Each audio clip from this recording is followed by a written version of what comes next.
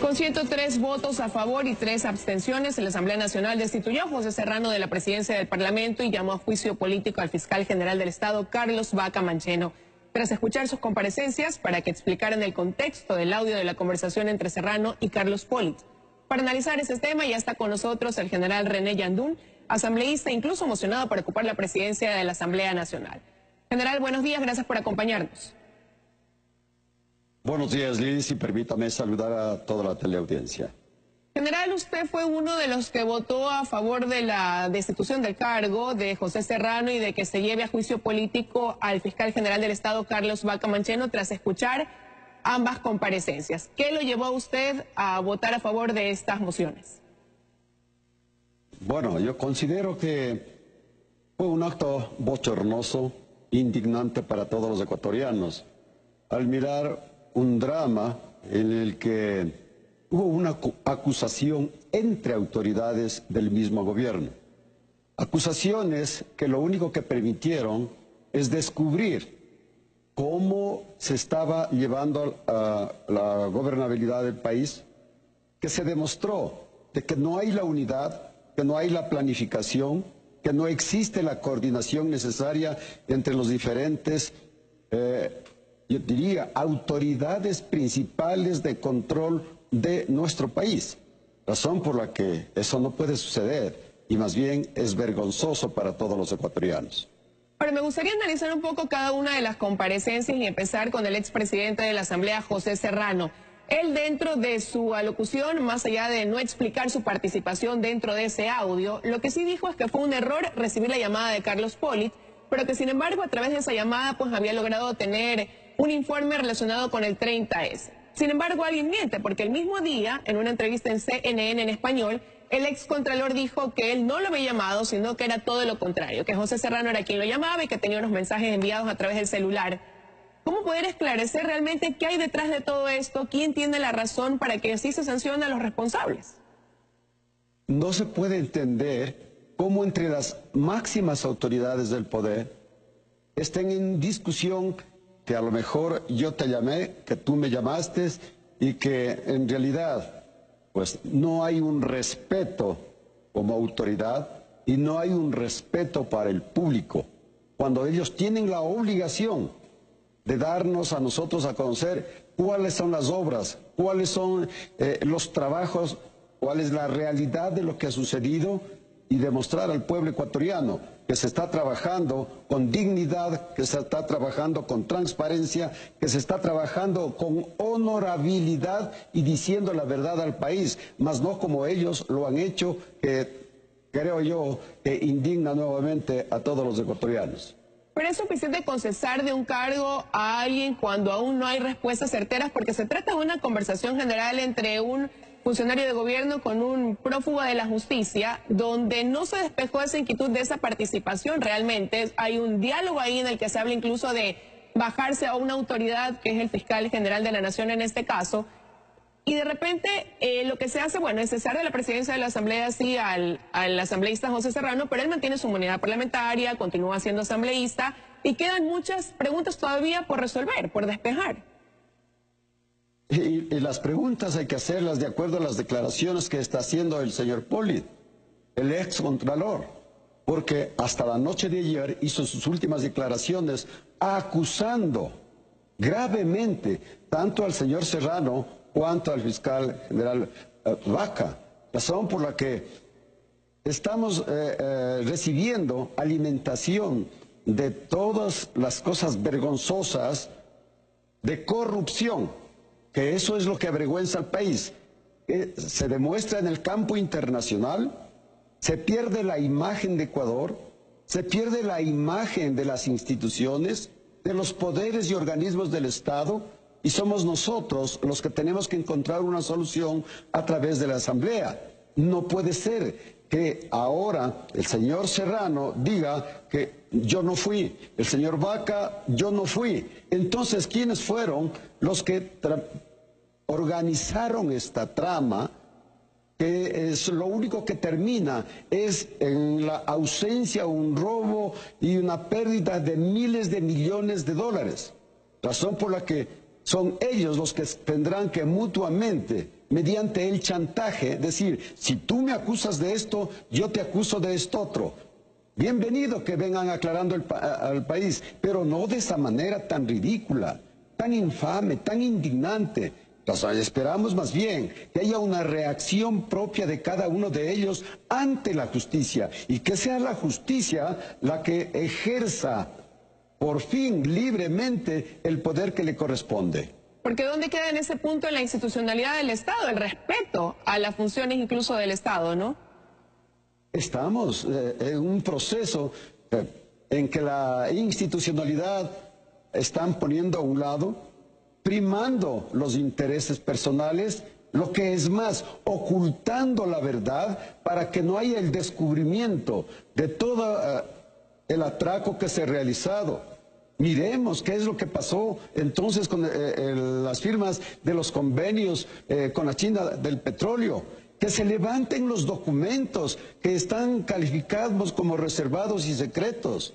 Que haya la aclaración de los contratos a través de la ley orgánica, que es justamente para la contratación pública, en donde hay un elemento ejecutor que se llama el CERCOP.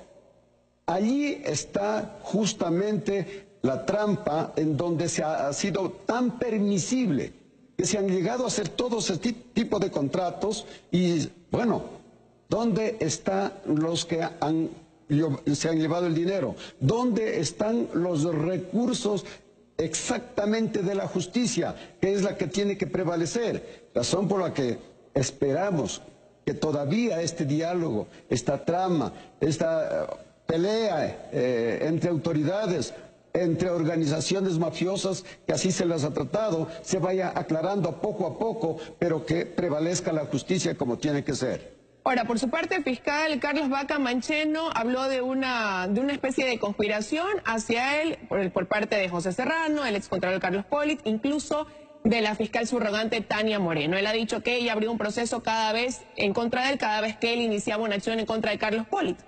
En el caso de él se resolvió dar paso a un juicio político, pero usted ha dicho que él debe dar un paso al costado. ¿Por qué él debería, eso se puede interpretar como renunciar a su cargo? ¿Por qué él debería hacerlo, general?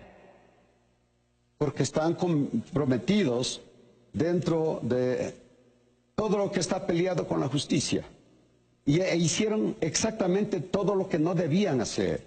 Si nosotros analizamos el artículo 227 de la Constitución, allí dice claramente cuáles son los pasos que tienen que hacer y cuáles son los deberes que tienen que cumplir cada uno de estas autoridades, mediante planificación, mediante coordinación, buscando la eficiencia, buscando la eficacia e inclusive la honorabilidad y la transparencia, que es lo fundamental. Pero si ellos se ponen en una situación en que de un ataque permanente mutuo, indudablemente que le corresponde a la Asamblea Nacional es llegar a través de los juicios políticos, que está debidamente previsto en el artículo 7 de la Ley Orgánica de la Función Legislativa, todos los temas que a lo mejor hayan cometido fallas, faltas, delitos y por resoluciones que corresponde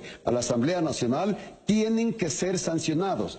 La Asamblea es el máximo órgano para buscar esa sanción y por eso irá primero el juicio y la destitución que fue contra el señor Serrano como presidente de la Asamblea Nacional. Hoy corresponde el juicio político para la censura del señor Vaca y bueno, y así sucesivamente, como se vaya descubriendo, tendremos que nosotros, en correspondencia a la confianza que nos ha dado el pueblo, atacar a quienes han caído en la corrupción. ¿Considera usted que deben iniciarse algún tipo de investigación o de acción también en contra de la fiscal subrogante Tania Moreno, cuyo nombre pues ha salido también a relucir en medio de todo este incidente bochornoso? El fiscal Vaca Mancheno la acusó incluso de persecución y también la vinculó con el caso de los pases policiales. Indudablemente, si es que Tania ha estado trabajando con el señor Serrano, así como también anteriormente o en años atrás, el señor Vaca estuvo trabajando con el ministro del Interior.